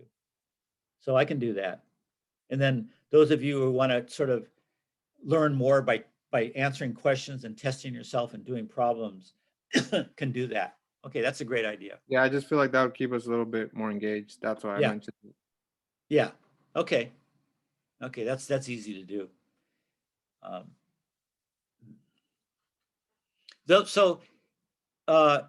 Some of what we talk about has been building structure, framing tools and processes, but also we've been showing a lot of pictures of things and YouTubes. Is that hard for you guys to sit through those, or do you like seeing that stuff? I like the videos personally. They're helpful. Yeah. Okay. Yeah, I think if we can't be in class, I think the videos are a great way to demonstrate. And then the sound, not so much, but the images, like if you even mute the sound and you talk over the video, it's kind of useful for us to see your take on it. Like, cause I know YouTube videos, sometimes they have music or they have something stupid in the sound. Like you can just mute it. And I try to, sometimes I do that. Sometimes I forget. And then, and then when I do my slides, I can, but sometimes I stop the YouTube because it keeps going. You can't get your comment in, it's onto another area. So I'll stop it and then you'll hear me. So if it's really important what I'm saying, I'll usually stop it. Yeah, so that's glossing it. So that helps some. The switching from the music or the soundtrack to my voice probably jolts people awake too. Change makes people wake up. Okay, well, that's good. So in terms of your afternoon classes, are you learning, is any of that stuff valuable to you? Francisco? I think it's invaluable. Oh, great.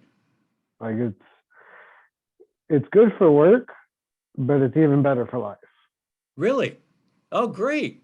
Great. That's really great. I'm glad to hear that. Well, who are your who teaches, Monica, who does those afternoon classes? I think Linda is one of the teachers, and what other teachers have you guys had in the afternoon? Billy Joe? Bill? Yeah. They're like and where are they from? What part of the school are they from? They're from it's personal development or professional development, right? So they're in a different department. Yeah. Great. They're non-credit. Yeah, they're School of Extended Learning, but they're more like on the personal development side or professional development side. Yeah. It's an interesting history at the Wake Center. But Melissa, what's Melissa's last name? Moreno. What? Moreno, yeah. Melissa Moreno, who's gone to lead another school up in the Bay Area. She was the dean at and positioned at the Wake Center of not only non-credit learning, but she started the entrepreneurial program here at school. So she's a lawyer and a business person. as well as a dean and educator. So she started a lot of good programs around employment and careers. So we can thank her for a lot of these, things. And the Wake Center has been the place where a lot of that's happened. So I'm glad that you're able to take advantage of those. That's really great. And I'm glad that you find them valuable, or at least some of you do, or most of you do. Yeah. Oh, good. Oh, good. So it's hard to eke out the time. You've got families and jobs and all kinds of things going on now, trying to stay alive with the pandemic and everything. So I really appreciate that you can take the time. So it's really it's a win-win if you're getting a little money for it and you're learning skills and things for the future. I think that's really great. So I applaud you for taking the time. It does make your life busier when you 3 hours a morning, or not 3 hours a morning and then an afternoon, right?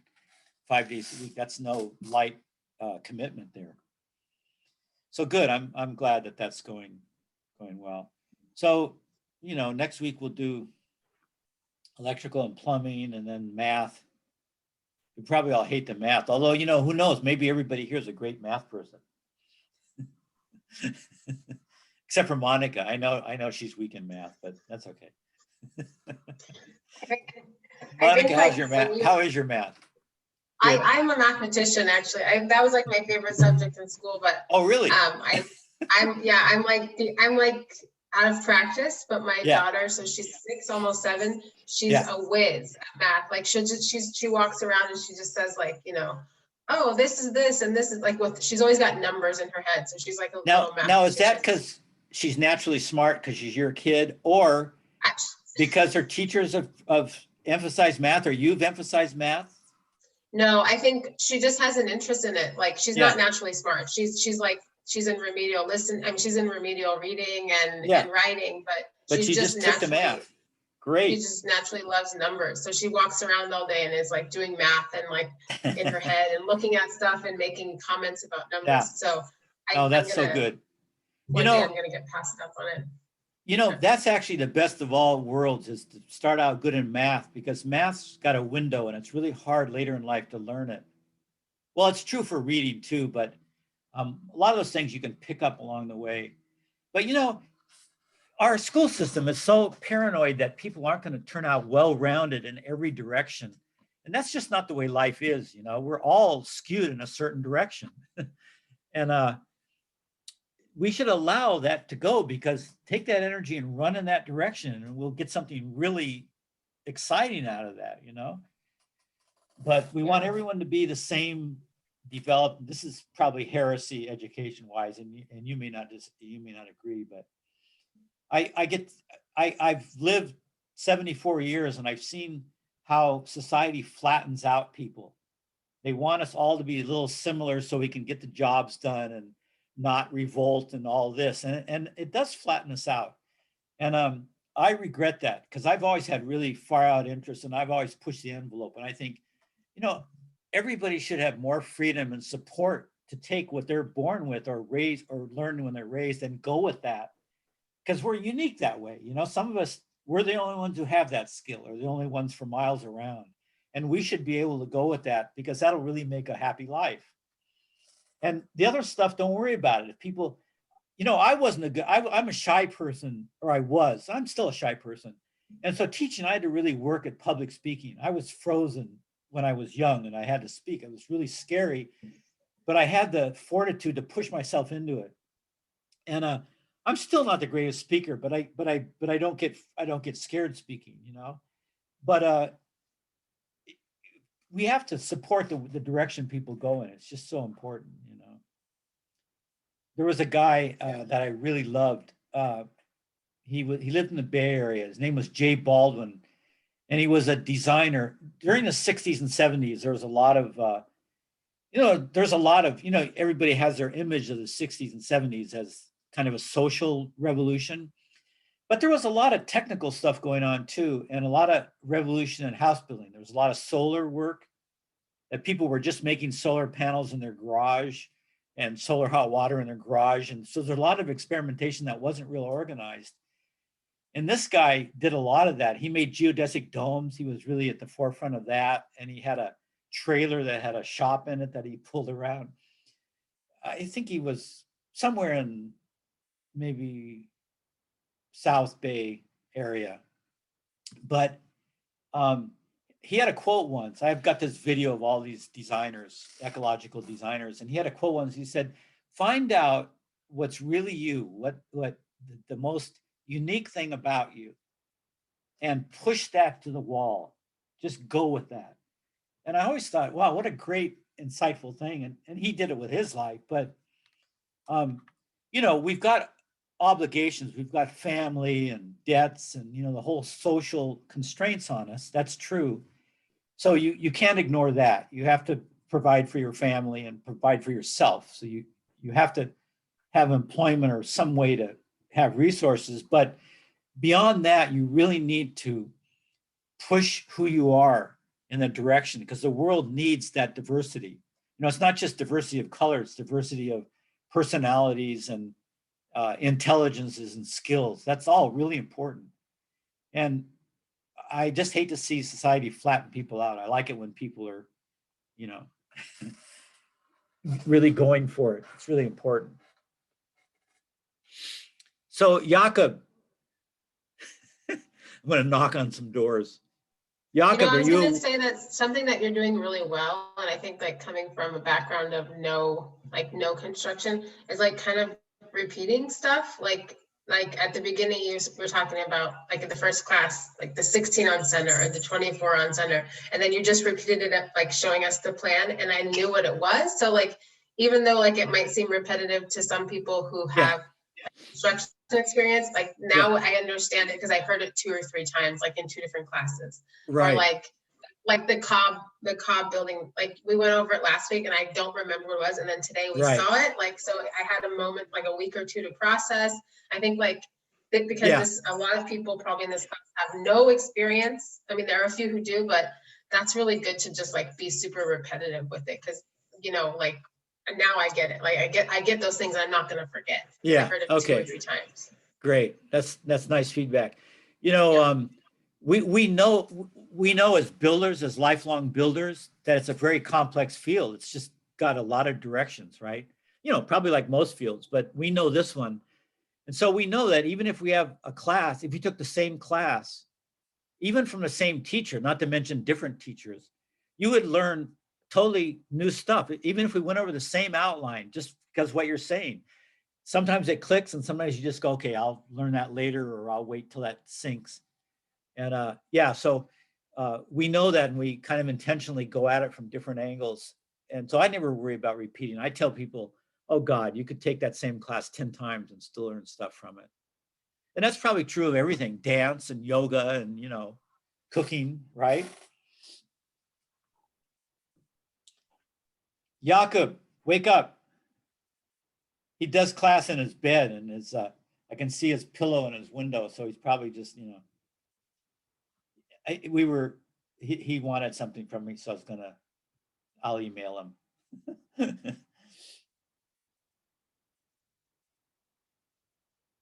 So this isn't the end, because we have another 3 weeks. And so maybe the last day we'll even talk more about this. You know, not just about the class, but about each of you, you know, how you're doing, and if you're optimistic about getting back to work. Some of you haven't been working yet or are switching careers. So, you know, we're all in kind of limbo right now going forward because of this pandemic. So maybe we can talk a little bit about that in the later days. Is everybody doing okay with their lives right now, balancing stuff? Yes. You know, I was telling for the us, most part. I was telling a student yesterday that the one thing about City College that I've always liked is we have a lot of support services for students, and Monica's trying to expand that. I thought that food, what do we call it? The pantry. What would be the generic name for that? A food support system? Yeah, it's called the food pantry on the main campus, but yeah, I thought that was a huge breakthrough. And I mean, I saw kids going there. I saw foreign kids from Sweden that I knew. I mean, people from, it was just everybody really appreciated that little boost, So, and then we had the on campus, they have that day where they have vendors on West Campus. What's that called? That sell food for cheaper, I think.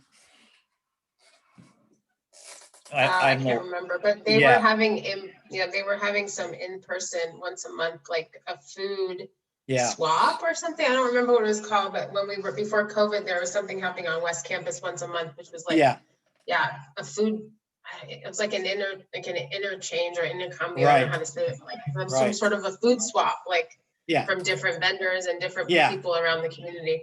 Yeah, it was really useful. And I pushed this campus for a long time to start growing food for the cafeteria. And finally they did it. I mean, I pushed and pushed and then I gave up. I was just disgusted. And then the next year, actually one of the guys who did it was, he had worked under Mike Ganella in the horticulture, and he was involved in a building I built there, a shed for the program. And I got to know him, and he was the guy who finally did it. He became head of the grounds at main campus, and then he built that whole West Campus garden. We had all that grass there, which some you want for students to be able to, take naps and watch the ocean, but there was more than they needed. And I thought, God, put some gardens in here and grow some food, So they're doing that, but the colleges, community and otherwise, just have histories and get stuck in this image of what they should be doing, and it really needs to change with the times. And our times are much more desperate than they were 50 years ago. And we've got to really deal with this stuff. So I'm glad we're making some headway. So, so the reason I brought that up was that there's a lot of support services for everybody. So for whatever reason, for whatever needs you have that you're having trouble meeting, make sure you talk to people on campus and see if there's stuff available that can help you out, including mental health. I mean, this pandemic's really made it tough for all of us. And, stress is a mental health issue. It could be almost anything. What? Speak to that. I've had trouble scheduling my therapist appointments because of school. Yeah. And their own schedules, and it's like. And you can feel the difference, huh?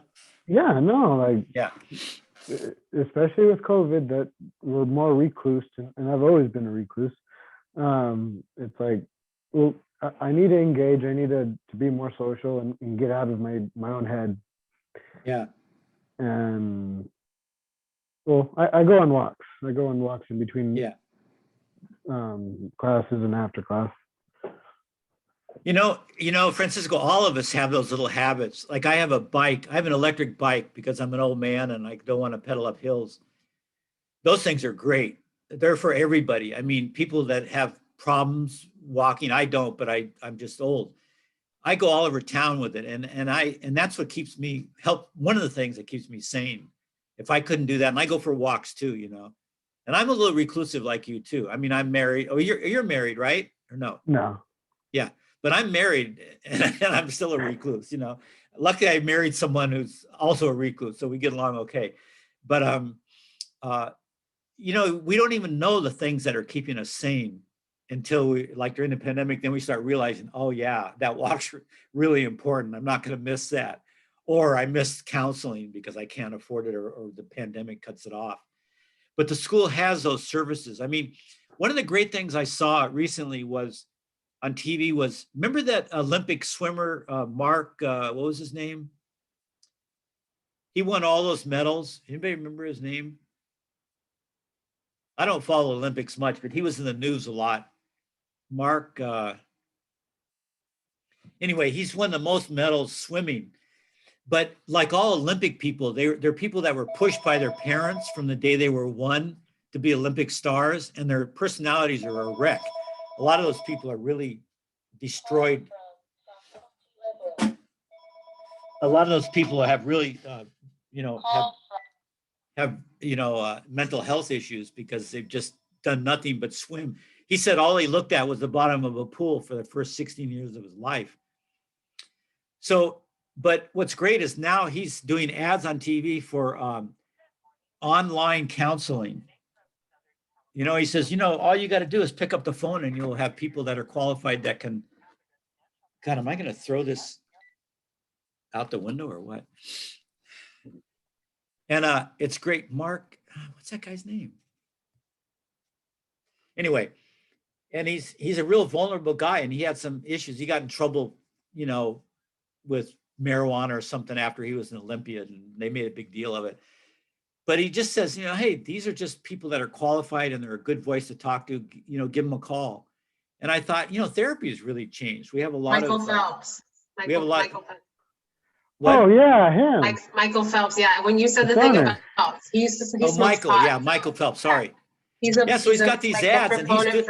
He smokes weed to deal with his depression. Yeah, he got in trouble with a bong on TV or some stupid ass thing, and but he's a real vulnerable, sweet guy. He's not an asshole at all. And so he does these ads, and I think it's really great that he gets out there and talks. And so therapy's changing. I mean, in-person therapy is probably slightly better, but hell, if you don't have someone in your family you can talk to, and families used to be the one we go to, but sometimes it's not anymore. And you need an outside person. You can talk to teachers. Anybody here can talk to me, but there's even more qualified. I'll help what I can from my experience, but there's even more qualified counselors we have at school and in the community. So make sure you don't let things go too far if you're slipping in some direction and can't control it. Talk to people. Yeah, that's one of the things that's been evolving over the pandemic. Society is really changing a lot. I mean, we're still in the middle of it, so we don't notice, but there's a lot of things are changing, and for the good, some for the good, a lot of for the good. So, so if anybody needs help, make sure you take advantage. The nice thing about a school is once you get enrolled, then you're part of this community, this other community, and they have they try. They bungle sometimes, but they try. And I know City College has put a lot of energy over the years. I've watched the programs come and go, and some stay to help students in every direction. So I have to say that's a good part of this school. Monica, anything you want to add? We've only got a few minutes left. Or anybody? I think, well, I've taken human services classes, and one of the things that always gets talked about in every class is ethics and confidentiality. And then they've ultimately made it its own class that's a prerequisite. But like, mental health is the most underrated, overlooked thing. And it's like, as adults, we have to get over the shit we endured as children. And like, for me, I was always looking forward of, okay, I don't want this for my children. Right. And trying to break certain cycles and start better ones. But like, talking about your feelings, talking about how, because your feelings can be very misleading. And if you're able to, like, at least whether you say it in your head or out loud, and you begin to hear it, you can argue with yourself as to where's the true center. Sure. It's very confusing. I find growing up in this culture really confusing. It was confusing when I was your age, and I think it's a lot more confusing now. We buried a lot of stuff, and that was bad because it needed to be dealt with. But on the other hand, it allowed us to grow up less cluttered with it. So we didn't help solve a lot of it, but we came up being less fucked up human beings in some ways. And now, of course, it's out and it's come to roost. And now we have to deal with all of it. So it's overwhelming, but it's really refreshing also, because we need to deal with it. We can't go on the way we've been. And so I love all the stuff that's going on. It's chaotic and it's crazy and overwhelming, but it's so necessary. We can't go on as a culture the way we've been doing it. And you do get most of us got a load dumped on us from our upbringing. There's no doubt about it. And, you know, some of it's worse than others, but we've got to deal with that. And so, yeah. So school helps. School in any subject helps because you're in a bigger community and you inevitably hear things from other people, even not on the subjects. And so that broadens your, you know, social consciousness. That's really good. So getting away from your isolated past, which sometimes can be pretty weird, as we all know, is really great for us. So, so continue schooling even past this if you can. It helps. Yeah, any type, I agree. Like any type of education or educating yourself is a progress for yourself, I think, in any way. Yeah, I'll tell you, I'm a 60s person, and Francisco sometimes thinks that's bad. Just kidding. But one thing I went through was a lot of really hairy therapies because that was kind of a thing to do. I went through some things like primal therapy that really knocked on you hard because sometimes the habits you get from the past, we developed a lot of habits to protect ourselves. And those habits are no good as adults because we don't need that protection and it makes things worse. But you hang on to them because they got you through. So you're not easily going to give them up. Oh, here they go.